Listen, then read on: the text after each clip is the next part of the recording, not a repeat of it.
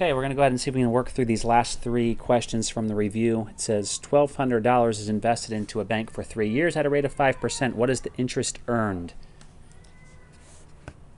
Well, this is an interest earned, so we need to remember the equation for simple interest. It's principal times rate times time equals interest earned. So P stands for principal. That's the amount that's invested, or sometimes it has to do with a loan, the amount borrowed. The rate is the percentage. That's the interest rate. We always change that to a decimal. Time is time in years. So you always want to put what it is in years, and then the I stands for the interest earned. That's how much money is earned after that year,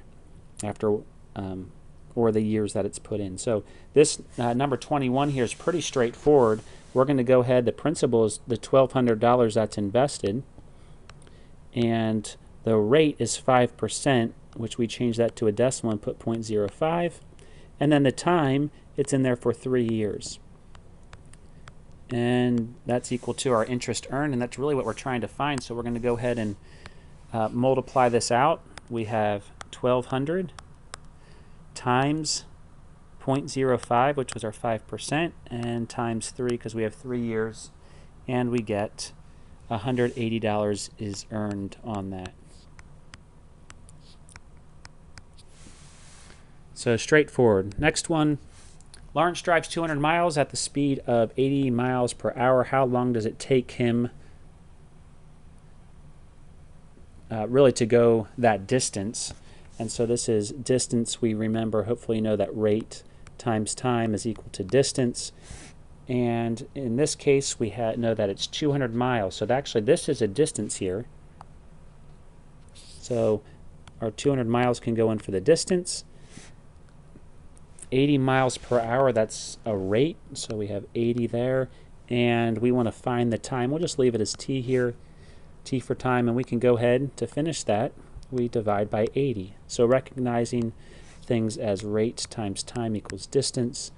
To divide this, we have 200 divided by 80. If you divide that, you end up getting 2.5, 2.5. And we were talking about miles and miles per hour, so it would take 2.5 hours to go those 200 miles.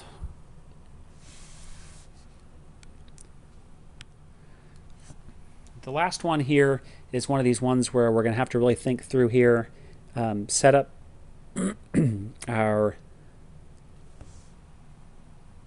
variables and figure out how the distances compare. So I don't know what type of name this is, but Mo4 left the Science Museum and traveled south at an average speed of 21 kilometers per hour. Elisa left sometime later, traveling in the same direction at the average speed of 35 kilometers an hour. After traveling for 3 hours, Elisa caught up with Mo4. How long did Mo4 travel before Elisa caught up to him?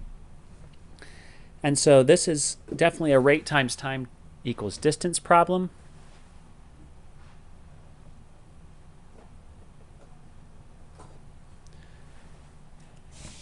But it's two different situations. And so we're going to work through this and think through this. The first thing we want to do is figure out what we're trying to find. It says, how long did Mo4 travel before Elisa caught up? Sometimes when you see how long, you're like, is that distance or is that time? In this case, it's asking for the time that it took for her to catch up. And so we're looking for a time. There's actually two unknowns because we don't know her time or his time.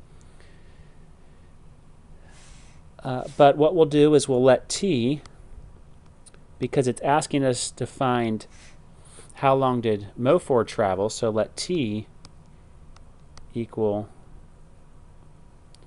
Mo4's time. And then what we want to do is we want to think through this because we also don't know Elisa's time. And so how does that compare to Mo4's time? These questions are all set up differently, but we can always find a comparison. So in this case, it says she left sometime later, traveling at the same direction at average speed of 35 miles an hour. After 3 hours, Elisa caught up to Mo4. So she traveled for 3 hours. And so we can just use that. There is a comparison. Hers is actually, or we could have written his differently, but this one works out nice because we already know Elise's time. It was 3 hours. So now what we want to do is we want to set up a table. And in this table we're going to have rate, time, and distance. And we have two different people traveling here. So we have Mo4, and then we have Elisa. The rate, we know Mo4's rate, his was 21. We're looking for his time, and so we want to put time here. There's no number to put here, but we remember right here we're just going to let t represent that. And what we have to realize here is that rate times time equals distance, and that's how we always set these up. We're going to sometimes have a variable here for our distance. And then we have Elisa. We know that her rate was 35. We're told what her time is. It was 3 hours. And so we multiply across there. We get 3 times 35. If you multiply that out, you get 105. So we filled out our chart. The last thing that we need to do, or one of the things we need to do, is figure out how their distances compare. Well, they're at the Science Museum, and Mo4 left, and then Elisa left and went in the same direction. So if we think through this, sometimes a chart helps, or here's Mo4. He left the Science Museum. And then later, Elise left. She left the Science Museum, and then when does she stop? Well, our problem stops when she catches up to Mo4, and we realize that in order for that to happen, their distances have to be the same. And so what we can do, we realize that their distances are equal.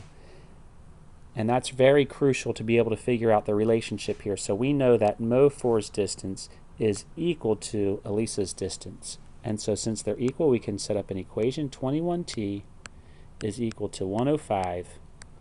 And we can divide both sides by 21. And we find out, we do 105 divided by 21, and that is 5. And that's 5 hours. And t, did we answer the question? Well, how long did Mo4 travel before Elisa caught up? He traveled 5 hours. And so that's how you set those up. You want to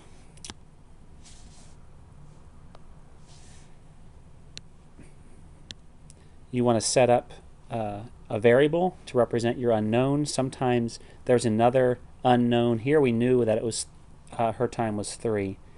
Sometimes we don't know that, and we set up a relationship. And then since it's a rate, time, distance type problem, we set up a table where we have rate, time, and distance, and then our two situations here, Mo4 and Elisa, and plug in what we know. Another important part, and sometimes difficult, is figuring out the relationship of their distances. Here their distances were equal. Sometimes you have to add distances together to get a total distance. So there is the end of the review. I hope that was helpful.